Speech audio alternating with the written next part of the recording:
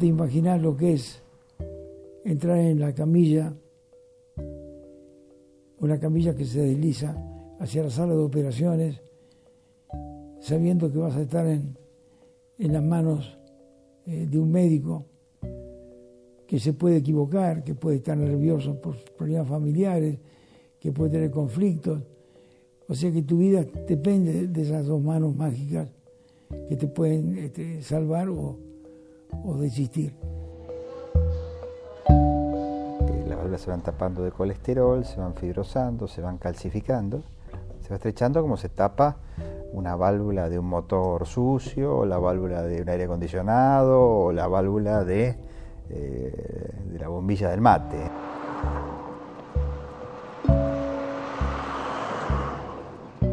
Y sentía una sensación acá, no era un dolor, era una sensación. Entonces me tomé el pulso y me di cuenta que el corazón latía de una manera rara.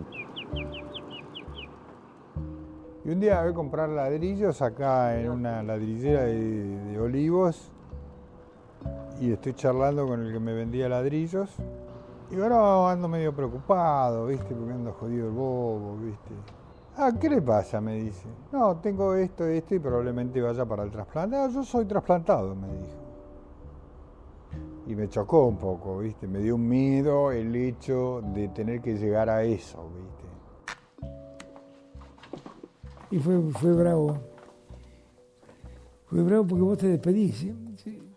Pero es terrible, es un momento terrible. Ese interrogante, te digo, y qué felicidad después, cómo gozás de la vida. Además de ser el símbolo de la vida, el corazón es un órgano excepcional y su complejidad lo hace aún más extraordinario. Así como tiene una red de cañerías de miles de kilómetros que lleva la sangre a cada rincón del cuerpo, el corazón tiene también un sistema eléctrico que lo impulsa, un sistema de válvulas que lo controla y un sistema de paredes que lo protege. De todo esto vamos a hablar en este programa especial. Bienvenidos a un nuevo viaje al corazón.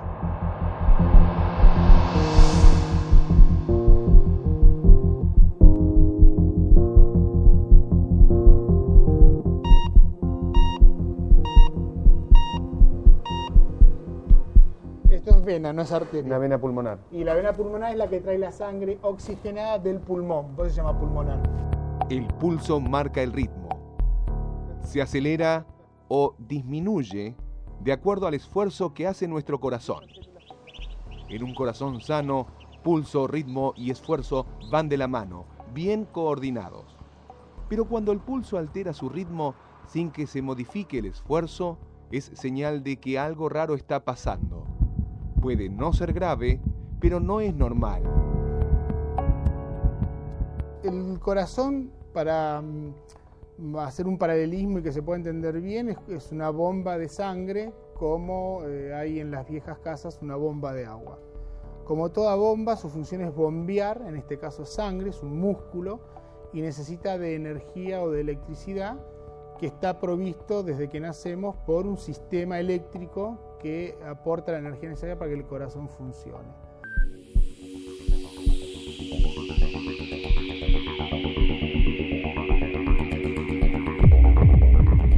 Esto lo hace bajo ciertas características determinadas, lo hace con una frecuencia de alrededor de 60 latidos por minuto, que dependiendo de la situación, si subimos una escalera se va a acelerar y puede llegar a 100 o a 120, y si dormimos puede descender hacia 35 o 40 latidos por minuto. Y esto es lo normal.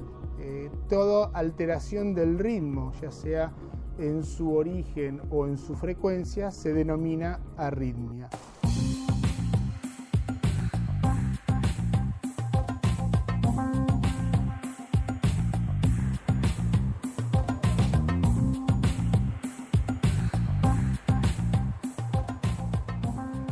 Un día me di cuenta, en el 2004 más o menos, yo entrenaba bastante, corría, andaba en bicicleta y demás, y entonces estaba muy al tanto de lo que era mi pulso, ¿no? Un día a la mañana me desperté y sentía una sensación acá, no era un dolor, era una sensación. Entonces me tomé el pulso y me di cuenta que el corazón latía de una manera rara. Entonces me puse el pulsómetro que tengo, el Cardiopolar, y ahí me di cuenta que efectivamente tenía pulsaciones que iban de, no sé, de 100, bajaban a 70, de 70 subían a 120.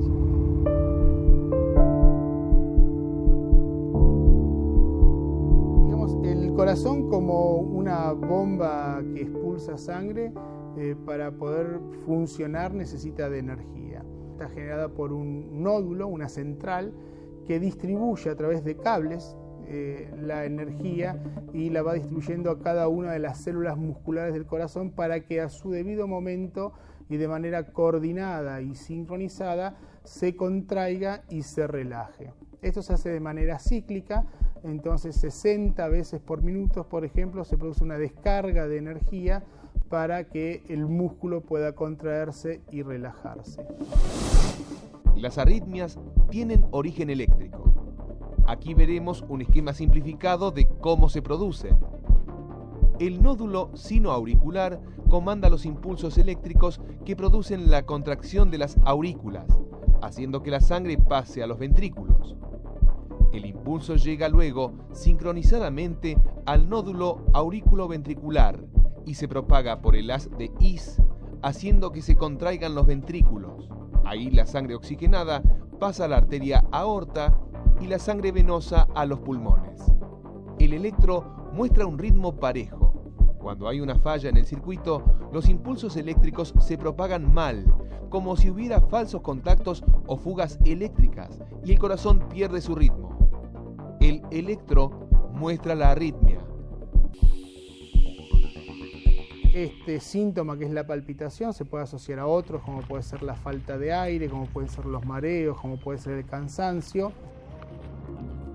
Al principio no le di bolilla, después eso continuó durante 2 horas y media, hasta que finalmente dije, bueno, esto no me parece normal, que no cambie, ¿no? Genéricamente tenemos 2 tipos de arritmias, las arritmias que son con pulso lento y que entonces hace que el paciente se sienta como agotado, que no pueda realizar sus actividades diarias normales, incluso puede llegar a perder el conocimiento, y básicamente se soluciona, dependiendo de cada caso, pero en general con el implante de un marcapaso. Y el segundo grupo de arritmia, que es la arritmia con pulso rápido, que estas también traen serios inconvenientes para la vida del paciente, porque el corazón de pronto pasa de una frecuencia normal de 60 latidos a 180 o 200. El paciente se marea, al paciente le duele el pecho, al paciente le falta el aire, también el paciente puede perder el conocimiento, y esto si hablamos de las arritmias que son benignas. Hay arritmias que, además de ser rápidas, se originan en el ventrículo. Estas son malignas y pueden llegar a provocar el paro cardíaco o la muerte súbita, que tantas veces hemos escuchado incluso en medios periodísticos. A Jorge le diagnosticaron una fibrilación ventricular benigna, una alteración cardíaca que puede ser controlada con medicación antiarrítmica y que en muchos casos permite el desarrollo de una vida normal, pero en otros pacientes puede no resultar eficaz. A pesar de que estaba tomando estos antiarrítmicos, una vez por año tenía una manifestación así de arritmia, ¿no?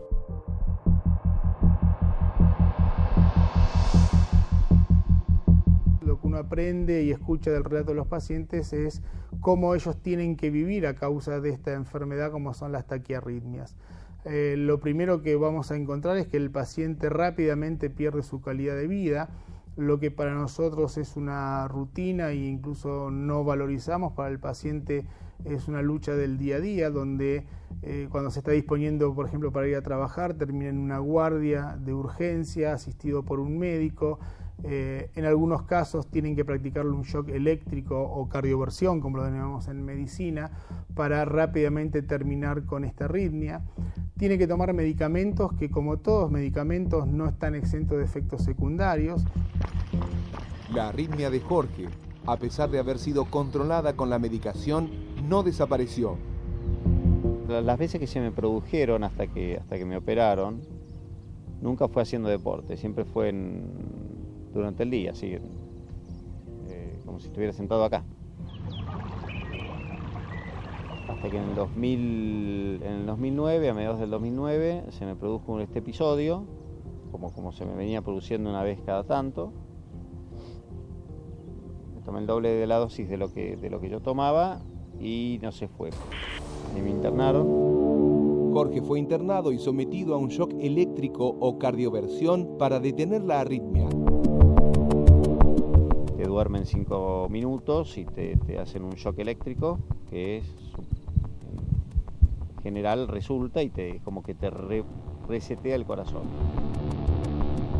La descarga se produce a través de un desfibrilador, pero a diferencia de la escena tantas veces vistas en las películas, acá el objetivo no es reanimar a un paciente que entró en paro, sino normalizar el pulso. Me lo hicieron, el corazón reaccionó bien y empecé a tener un pulso normal, ¿no?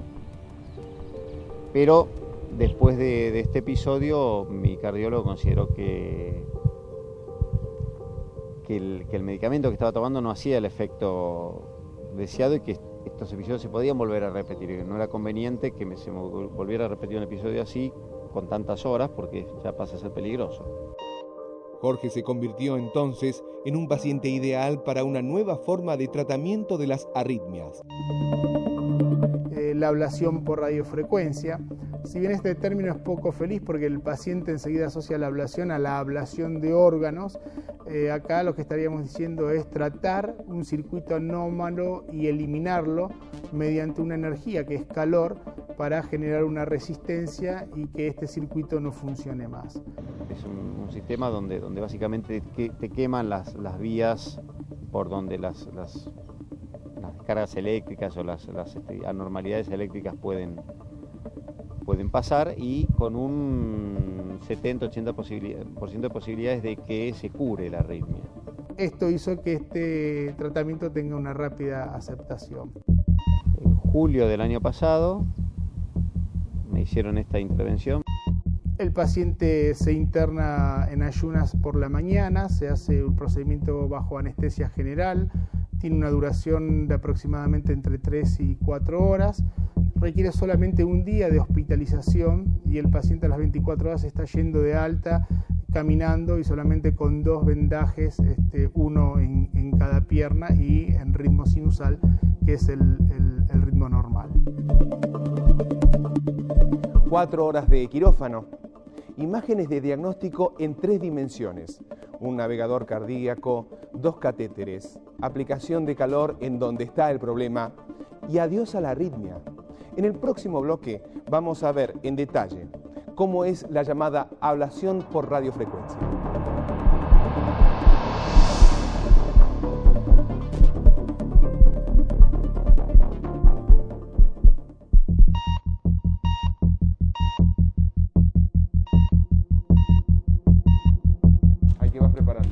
Todo lo que necesitas. Lo que estoy haciendo lo único es poniendo todos los catéteres en su lugar para después verlos dentro de la tomografía. Este es un catéter de seno coronario, que es una estructura que nos sirve de guía, es como poner nuestro norte. Ahí está entrando. Y todo lo que pase va a ser en referencia a este catéter, como si que está más lejos, más cerca, más arriba, más abajo. Ahí ya lo estás viendo. Ahí se está aproximando a la estructura del corazón y lo dejamos fijo ahí. Es con anestesia general todo esto. Todo el procedimiento, que dura entre 3 y 4 horas, es con anestesia general. Sácame la jeringa. ¿Y el objetivo principal, doctor, va a ser? Eliminar una arritmia que se llama fibrilación auricular, que es la arritmia más prevalente y más frecuente en la población general. La ciencia médica avanza y con ella aumenta de manera exponencial nuestra calidad de vida.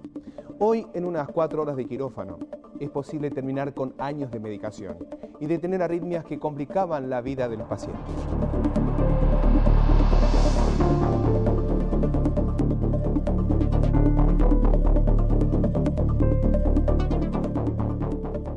La técnica básicamente consiste en generar una imagen en 3 dimensiones de la estructura que es responsable o donde se origina la arritmia. Esta estructura se llama la aurícula izquierda, y que contiene 4 venas, que es el origen de esta arritmia. Lo que uno hace entonces, una vez reconstruida esta cavidad, es avanzar 2 catéteres de manera percutánea hacia el corazón, y una vez llegado a esta estructura identifica dónde está el origen de la arritmia, y mediante la aplicación de energía que se convierte en calor se eliminan estos focos. Vamos preparando el catéter de ablación. Bueno, y ahora que ya estamos del lado izquierdo, en la aurícula izquierda, vamos a empezar a pasar los catéteres que van a curar la arritmia, pero del lado izquierdo. El médico también cuenta con un equipo de rayos o angiógrafo que le va informando dónde están ubicados los catéteres dentro del corazón.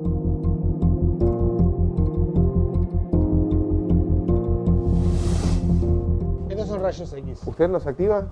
Yo los activo acá con el pedal. ¿Con un pedal? Con un pedal cuando necesito ver, que es al principio del procedimiento, pero el posicionamiento de los catéteres se hacen con rayos. Este es el trabajo, que no es menor, de poner todo en posición. Ahí pasó, ¿verdad?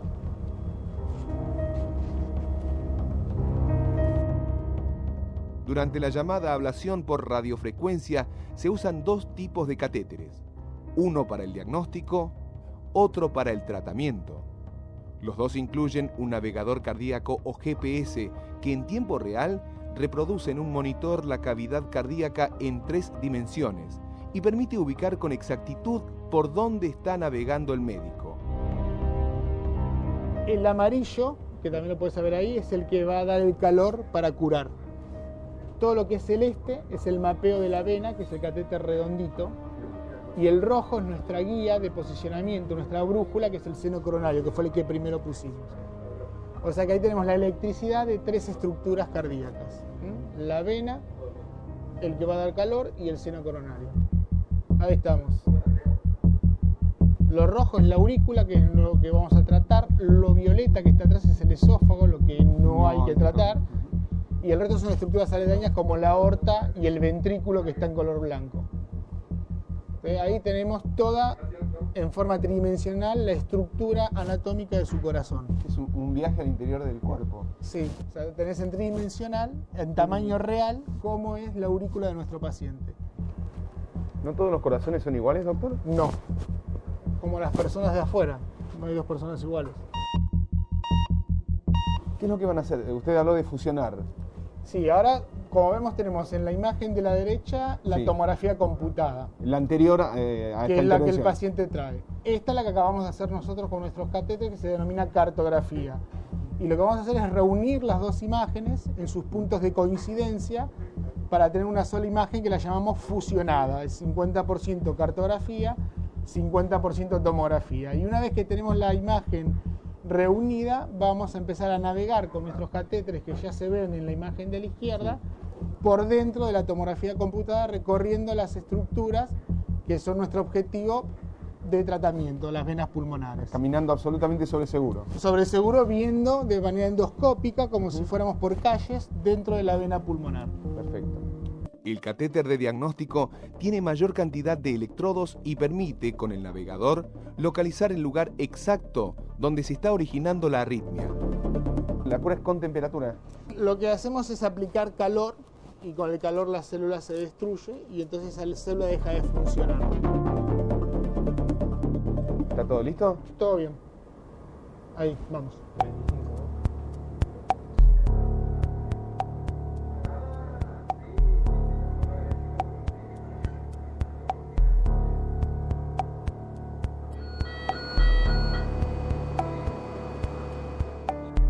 Cuando se escucha ese sonido sostenido... Es que empieza el calor a darse. O sea, ¿ya está apoyado? Ya está apoyado en posición el catéter, lo vemos ahí.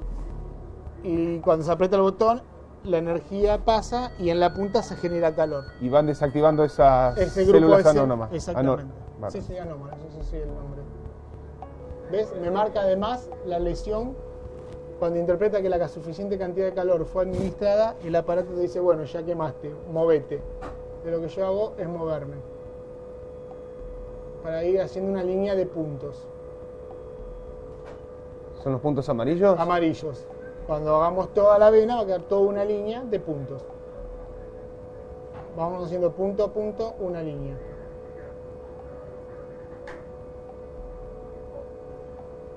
¿Es esa cabeza verde? La cabeza verde es la que da el calor, es la punta del catéter, y el punto amarillo quiere decir que esa zona ya ha sido Tratada. Esa es la mejor palabra que encontramos.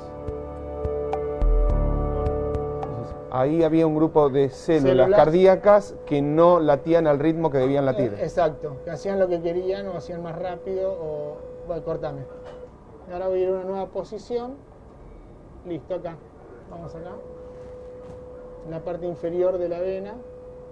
Ahí estoy en la parte baja del Rich.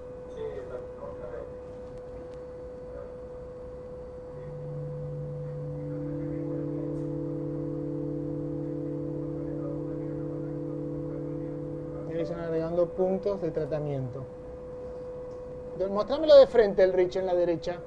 Eso ahí, así veo por donde subo.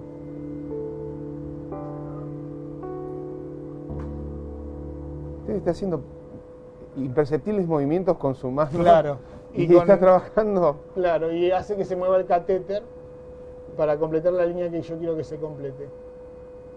Son pequeños movimientos los que hace. Sí, acá 2 milímetros es la diferencia entre el éxito y el fracaso. Y el paciente ya no sentirá como... Que el corazón se le sale de la boca, o que se le mueve en el pecho, o que le falta el aire. Algunos se desmayan. Los síntomas son variados. El que todos tienen siempre es palpitaciones, es decir, el latido fuerte del corazón. Eso lo tienen todos. Pero esto se lo va a curar. Esto se lo va a curar. No toma más pastillas, no toma más anticoagulante, tiene una vida normal. Bien. Vamos a cerrar allá arriba entonces. Va a Muy ganar. Soportable, con calidad de vida muchísimo. Mucha calidad de vida va a ganar. Esto es 100% calidad de vida para el paciente. Usted dijo que está bien arritmogénico, significa que ahí es donde está Ahí el estaba problema. disparando la arritmia, sí. Lo ves en estos trazados que tienen una característica del electrograma que te dice que eso es un foco anormal.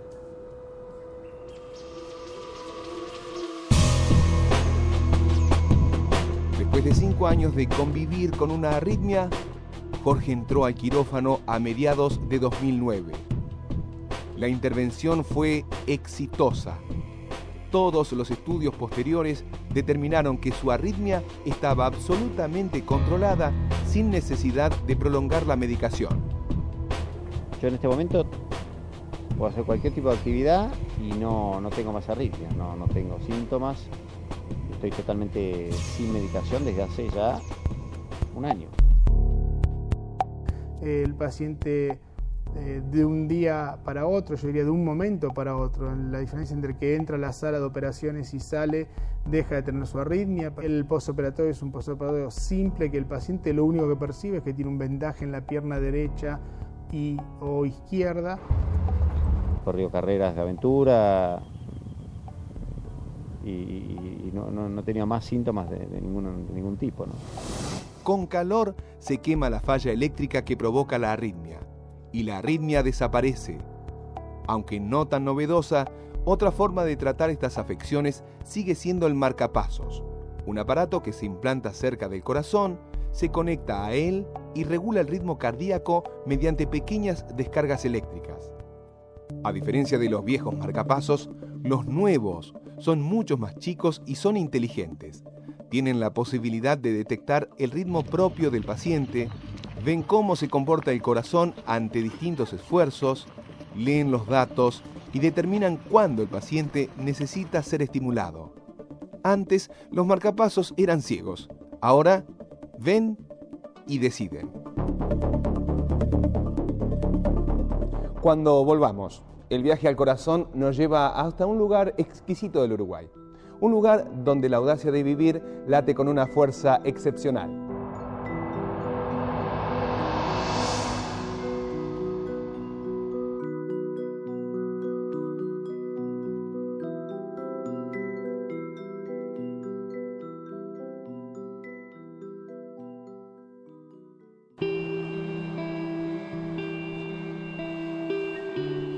A mí me gusta la búsqueda, siempre a los jóvenes que vienen a verme les digo que es mucho más importante el intento que el hallazgo. Intenten, zambúllanse en el océano sin saber nadar, pero háganlo, si no se van a arrepentir.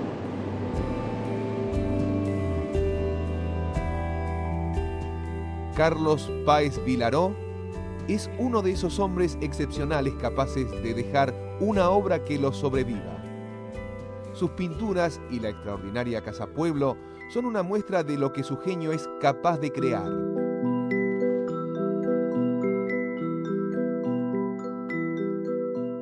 Pero mucho antes de eso, este uruguayo fue un humilde obrero en Buenos Aires. El uruguayo, desde que nace, se le mete en la mente el deseo de ir a la Argentina.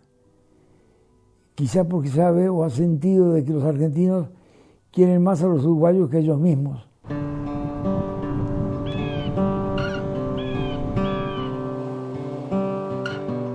De muy joven trabajó en una fábrica de fósforos de Barracas, luego en imprentas, hasta que conoció a los grandes dibujantes de la época y empezó a delinear su futuro. Y me hice muy amigo de Divito. Con Divito entonces, cuando llegaba la hora de sonar las sirenas, yo me quitaba el overol, me vestía con un traje que me había logrado comprar en un sastre que se llamaba Roveda. El tiempo pasa y la ropa queda, así es de Roveda. Te vendían un traje con 2 pantalones, de regalo te regalaban un pantalón. Y entonces me empilchaba, como decían en aquel momento los muchachos, y salíamos con Divito a buscar aquellas formas de mujeres que él hacía en sus revistas.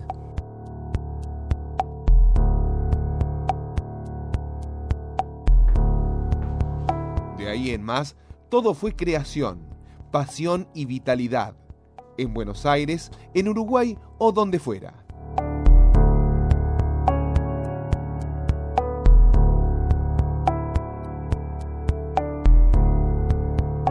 Tiempo después, una afección en la válvula del corazón le recordó que era un mortal más. Su vida estuvo a punto de extinguirse antes de tiempo. Yo había sufrido inicialmente un infarto. Fui alojado por el Instituto Cardiovascular de Buenos Aires, donde un equipo de genios me agarró, modeló mi vida de una manera extraordinaria que me hace pensar de que si hay un arte verdadero es el artista médico. ¿Qué fue lo que pasó? Las válvulas se van tapando de colesterol, se van fibrosando, se van calcificando. Un taponamiento valvular provocó que lo sometieran a un bypass coronario con cambio de válvula. Se va estrechando la válvula. Se va estrechando como se tapa una válvula de un motor sucio, o la válvula de un aire acondicionado, o la válvula de la bombilla del mate. Me trasladaron en un avión directamente a este instituto de Argentina y tuve la suerte, la maravillosa suerte de caer en las manos de este cirujano que se llama Daniel Navia, a quien bautizamos una de las calles de Casa Pueblo con su nombre, y que me devolvió a la vida.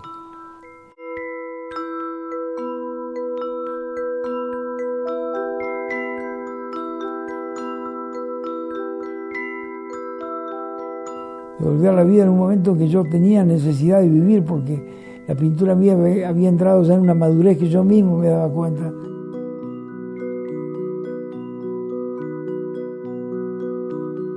De que tenía que existir, que tenía que insistir y que tenía que insistir.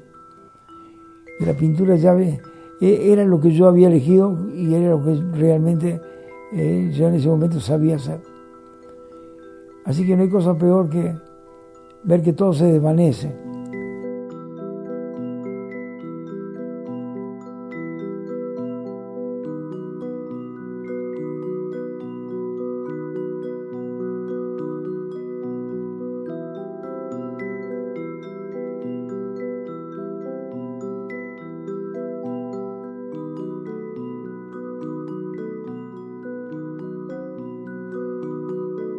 Pero, ¿qué son esas válvulas que le fallaron?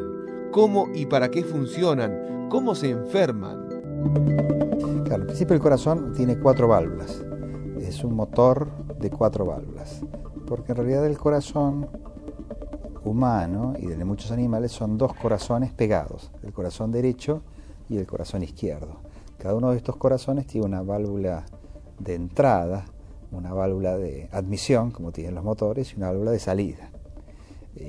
Entonces, como hay una válvula de entrada y una de salida del corazón derecho y una válvula de entrada y una de salida del corazón izquierdo, en realidad tenemos en nuestro corazón 4 válvulas. Las 4 válvulas son, por orden de válvula de entrada del lado derecho, es la válvula tricúspide, válvula de salida, la válvula pulmonar, válvula de entrada del lado izquierdo, la válvula mitral, y válvula de salida, la válvula aórtica. ¿Cómo funcionan estas válvulas?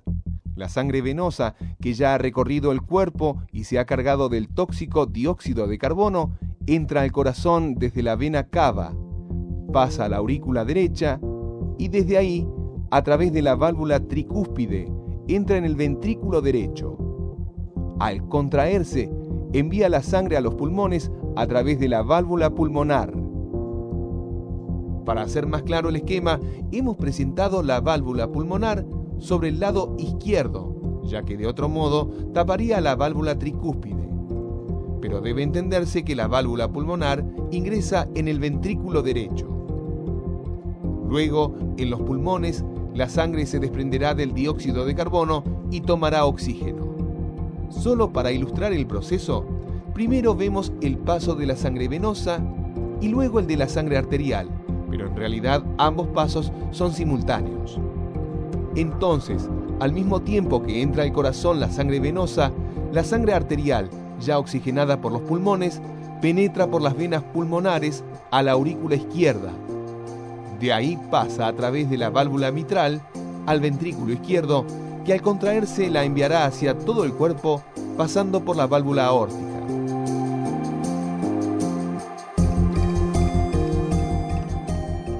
Cuando una válvula falla, por ejemplo, típicamente cuando falla válvula aórtica, el corazón recibe la sangre, se llena, expulsa, manda la sangre hacia adelante.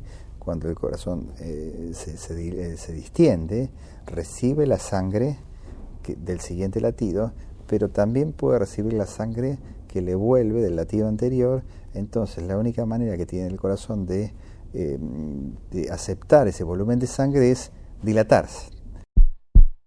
Lo que pasa es que la dilatación cardíaca paga un precio muy alto. Y así, si uno no repara la válvula, el corazón termina siendo dañado en forma irreversible, y después, por más que uno repare la válvula, el corazón ya perdió fuerza y no se puede corregir. Para que todo ande bien, las válvulas del corazón deben abrir y cerrar perfectamente. La tricúspide bloquea el retorno de la sangre del ventrículo derecho a la aurícula cuando ésta la bombea a través de la válvula pulmonar hacia los pulmones. La mitral bloquea que la sangre vuelva a la aurícula izquierda cuando el ventrículo izquierdo la envía a recorrer todo el cuerpo a través de la válvula aórtica hacia la arteria aorta.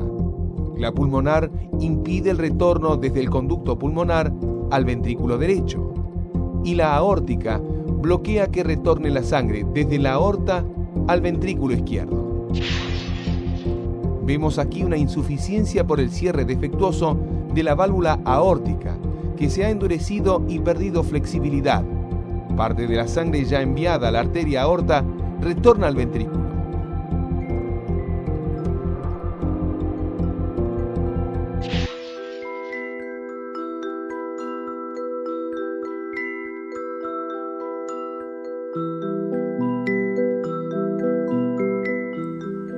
Tú no te imaginas lo que es entrar en la camilla, una camilla que se desliza hacia la sala de operaciones, sabiendo que vas a estar en las manos de un médico que se puede equivocar, que puede estar nervioso por problemas familiares, que puede tener conflictos. O sea que tu vida depende de esas 2 manos mágicas que te pueden salvar o desistir. Así que cuando yo partí en esa camilla, Ya lo dije una vez. Mientras caminaba, miraba el techo. Y el techo se transformó en una especie de pantalla de televisión. Como al final de Un ahogado, se expresaron en el techo las imágenes de los momentos más felices de mi vida. Hasta que llegué, se apagó la luz, vinieron las anestesias, y cuando abrí los ojos, me di cuenta de que podía volver a pintar. La operación fue un éxito.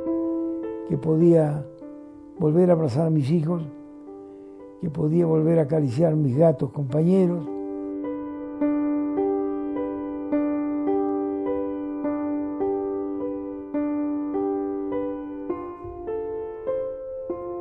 Que podía volver a reírme en la mesa de un café con mis amigos.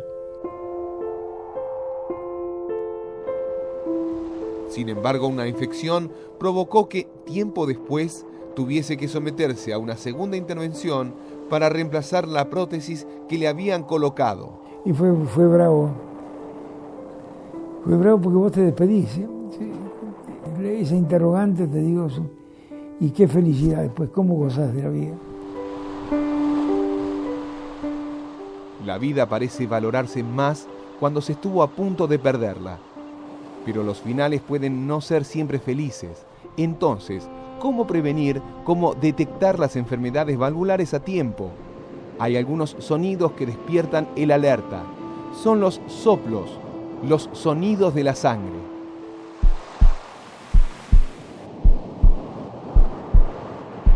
Las válvulas cardíacas, cuando funcionan mal, producen soplos. Por eso el cardiólogo usa el estetoscopio.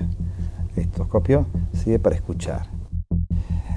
La sangre no se escucha. La sangre no se escucha porque el flujo sanguíneo no hace ruido. Entonces, cuando hay una estrechez de una válvula o cuando hay una pérdida de la válvula, se generan turbulencias, y las turbulencias producen ruido, y eso, el ruido que produce la sangre se llama soplo. Es más, uno, por el tipo de soplo y el momento en el ciclo cardíaco donde esté, puede reconocer cuál es la válvula que está afectada. ¿Cuándo, cómo y por qué se pueden enfermar las válvulas? Las causas son múltiples. Las dos afecciones de las válvulas son la estenosis, donde hay una reducción de la luz valvular y la sangre pasa con más dificultad, o la insuficiencia, donde la válvula, que tiene que dejar pasar la sangre en un sentido y no en el otro, si la válvula pierde y falla, también es una afección. Una válvula puede perder flexibilidad porque se ha endurecido, pero también puede ocurrir que el orificio se estreche por endurecimiento o por calcificación, reduciendo el pasaje de la sangre. Es lo que los médicos llaman estenosis valvular, que es una de las valvulopatías más frecuentes. La malformación congénita más frecuente que vemos en los adultos es la válvula bicúspida, donde la válvula aórtica, en vez de tener 3 velos, tiene 2. La válvula funciona muy bien hasta los 50, 60 años, y ahí la válvula puede empezar a fallar.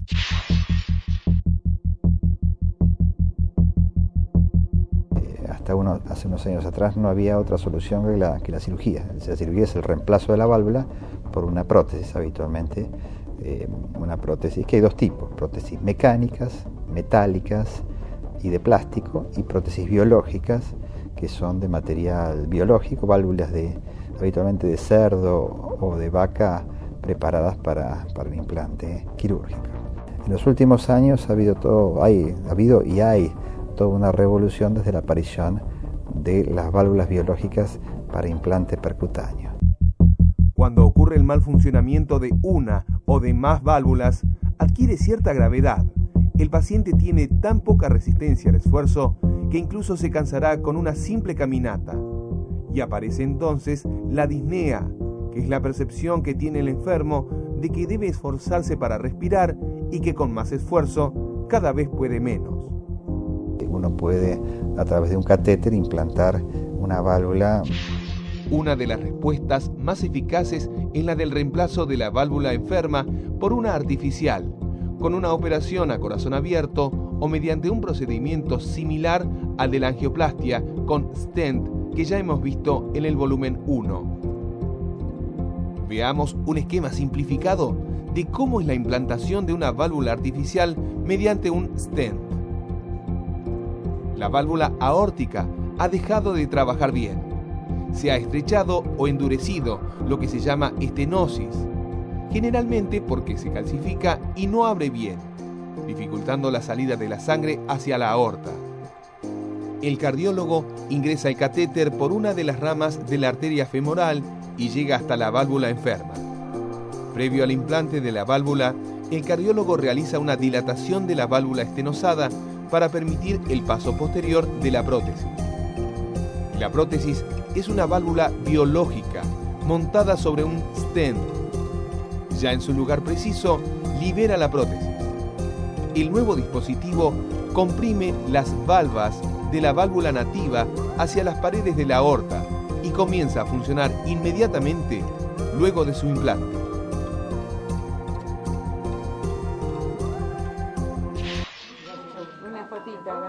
Tengo que reconocer de que la vida mía estaba cortada y que volvió a prolongarse a partir de ese equipo maravilloso de seres que son como realmente los grandes ángeles de Dios. Yo soy católico, o sea que te diría que fue interminable el decir de mis oraciones en esos momentos. Era como que me agarraba de la baranda para no caer al abismo. Y eso me dio una gran fortaleza.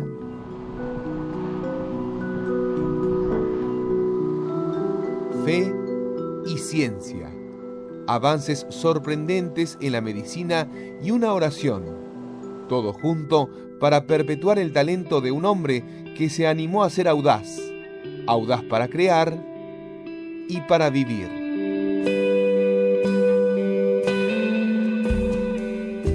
Yo soy un buscador de sorpresas, y yo me abastezco de la sorpresa. Me gusta nadar hacia la otra orilla, pero no llegar nunca, porque siento que si llegás, tenés un título y ya te sentís como que te has consagrado. Pero soy un agradecido.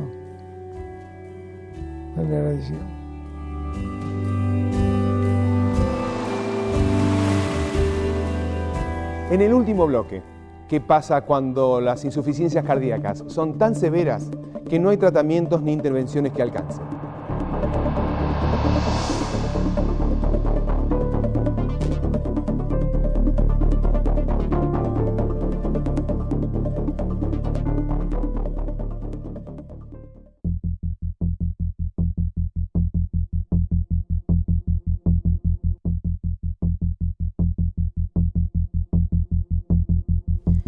Básicamente podemos entender a la insuficiencia cardíaca como un cuadro clínico en el que la capacidad del corazón para satisfacer las necesidades de oxígeno del organismo están disminuidas.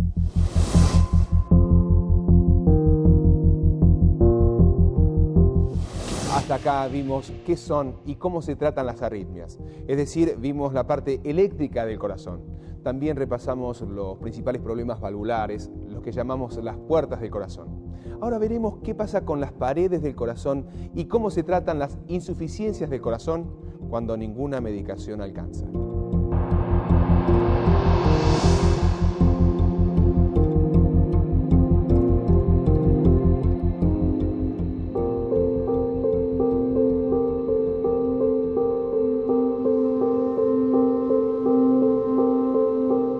Corría enero del 2000 y yo estaba muy nervioso, ¿viste? Y venían todos estos líos de La Plata y esto y qué sé yo. Y yo me empecé a sentir que me agitaba. Yo ya tenía una operación en el 96, me habían cambiado una válvula y me habían puesto un marcapaso. Pero el médico que me operó me dijo, es un poco tarde, el corazón está grande. La insuficiencia cardíaca de José estuvo provocada por una enfermedad valvular que arrastra desde chico. Algunas complicaciones posteriores fueron definiendo su futuro. tuve la mala suerte de que cuando me hicieron el cambio de marcapaso en el 2006, tuve una pequeña trombosis en una coronaria y se me sumó a todo el problema de la válvula, el marcapaso, que yo, un pequeño infarto, y ya el corazón quedó trabajando, ya era una gallina clueca, encima no, estaba hipertrófico completamente, era un globo, no funcionaba. Y en el 2007 empecé a andar mal y bueno, Jorge me dice, mira, te conviene hacerte un trasplante, que es como en realidad, si va todo bien, es como hacerte un bypass. Las estadísticas señalan que aproximadamente del 2 al 3% de la población general tiene insuficiencia cardíaca. Pero en este porcentaje tiene gran preponderancia la población de mayor edad. Así, en personas de menos de 45 años, la cantidad de afectados es inferior al 0,5%. Si en cambio hablamos de personas de arriba de 75 años, la población con insuficiencia cardíaca alcanza entre el 10 y el 15%. Y este cuadrito, si vos lo ves, yo hice las rayas, empecé a cruzar rayas, ¿ves? Así. Y bueno, y de repente vi un corazón y digo, voy a hacer un corazón. Pero si vos ves de lejos, puede ser el Espíritu Santo también, ¿no? Casi sin darse cuenta, José empezó a prepararse para el trasplante. Pensó en él, pero también pensó en su familia, en lo que podría llegar a pasar. Pero mi idea era no transmitirle a los chicos que la muerte era un duelo. Mucha gente ve la paloma y no el corazón, ¿no? Otra gente ve el corazón. Yo creí que era el corazón también al principio. ¿Cómo llegamos a la insuficiencia cardíaca? Por la preexistencia de algún infarto, por una enfermedad coronaria, por factores metabólicos, factores congénitos y por otras causas como la hipertensión arterial y la diabetes. La hipertensión arterial, por ejemplo, está presente en aproximadamente el 60% de los pacientes con insuficiencia cardíaca. La diabetes entre el 30 y el 40%. Las enfermedades de las válvulas entre el 20 y el 30% de los pacientes, como en el caso de José. Yo no podía caminar una cuadra. Tenía que parar y seguir, parar y seguir. No me pulsaba, el corazón no me irrigaba. Tal es así que levantaba la mano y se me ponía fría. Yo estaba pintando el cuadro de las manos, por ejemplo, y se me ponía fría. En aproximadamente la mitad de los casos, el problema radica en que la capacidad de contraerse del corazón, la capacidad de contracción, está disminuida.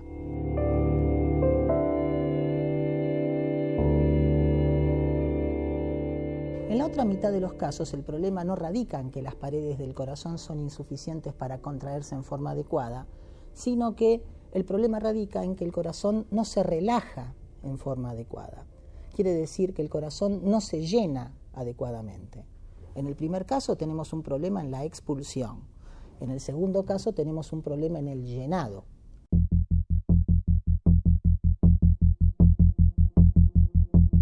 Y un día voy a comprar ladrillos acá en una ladrillera de Olivos y estoy charlando con el que me vendía ladrillos en el año 2007, para acá, para esta casa. Y ahora ando medio preocupado, ¿viste? Porque ando jodido el bobo, ¿viste? Una vaina. Y ahí se paró un muchacho y me dice, un tipo grande ya. Ah, ¿qué le pasa? Me dice. No, tengo esto y probablemente vaya para el trasplante. Ah, yo soy trasplantado, me dijo. Y me chocó un poco, ¿viste? Me dio un miedo el hecho de tener que llegar a eso, ¿viste? Y sí, el primer momento es un golpe, ¿no? En los últimos 20, 25 años hubo una serie de adelantos y de desarrollos farmacológicos y no farmacológicos que permitieron mejorar sensiblemente el pronóstico de los pacientes. En los últimos años, además, ha habido desarrollo de otros mecanismos o de otros tratamientos. Hemos asistido al desarrollo de los cardiodefibriladores, que son marcapasos que son capaces de censar el momento en que el corazón presenta una arritmia ventricular maligna y en ese momento disparar un choque eléctrico, de manera entonces que abortan el mecanismo de muerte súbita que se está presentando. Y hemos asistido además a un progreso en técnicas quirúrgicas. Hemos visto cómo los cirujanos son capaces de operar pacientes que hace 20 o 30 años eran descartados completamente de cirugía.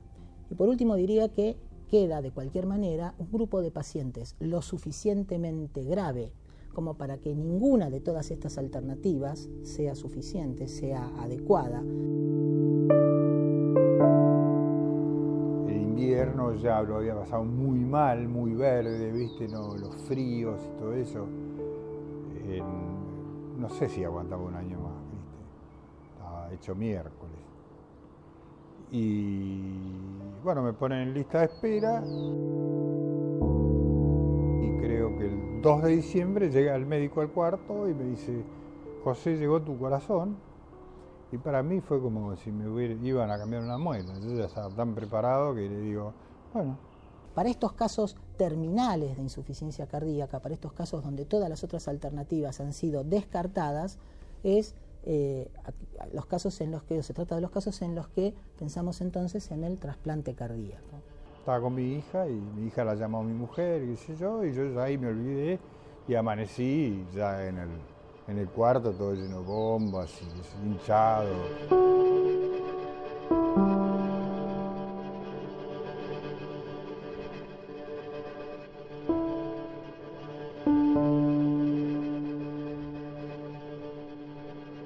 Yo estuve asustado, sí, pero después del primer mes no lo fui asumiendo, ¿viste? Lo fui asumiendo y fui asumiendo el riesgo de muerte y...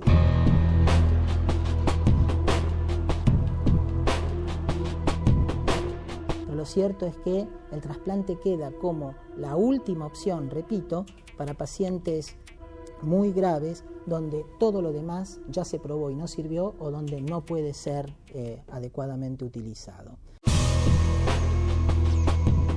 Una pregunta muy corriente que suele aparecer cuando hablamos de trasplantes: ¿cómo es que un corazón trasplantado sigue latiendo si en el trasplante se han cortado los nervios que lo mantenían conectado al cerebro? Es que el corazón, como ya hemos visto en las arritmias, tiene su propia usina eléctrica, los nódulos sinoauricular y auriculoventricular que lo mantienen estimulado.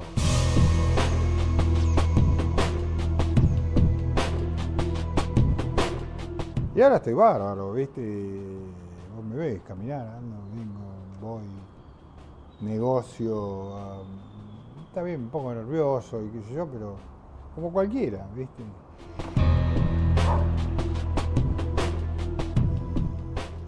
Andar en bicicleta ando despacito lo que yo tengo ganas. Y cabe más.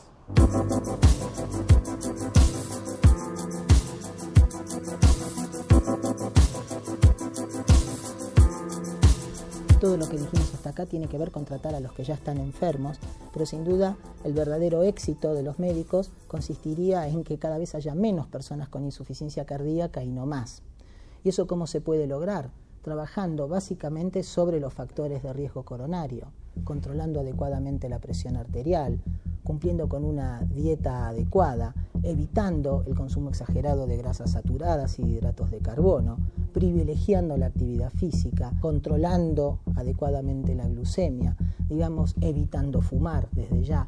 Todo aquello que signifique evitar la aparición de enfermedad coronaria significará, por lo tanto, dañar menos las paredes del corazón y podremos decir entonces que la insuficiencia cardíaca es solamente un recuerdo. Prevención. Siempre volvemos a este punto. La prevención sigue dándonos la llave para cuidar nuestro corazón. La ciencia médica, mientras tanto, sigue trabajando en encontrar mejores terapias para cuando la enfermedad ya está declarada. Y eso también es esperanza.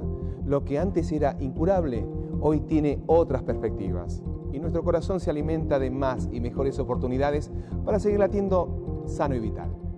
Gracias por acompañarnos en este nuevo viaje al corazón.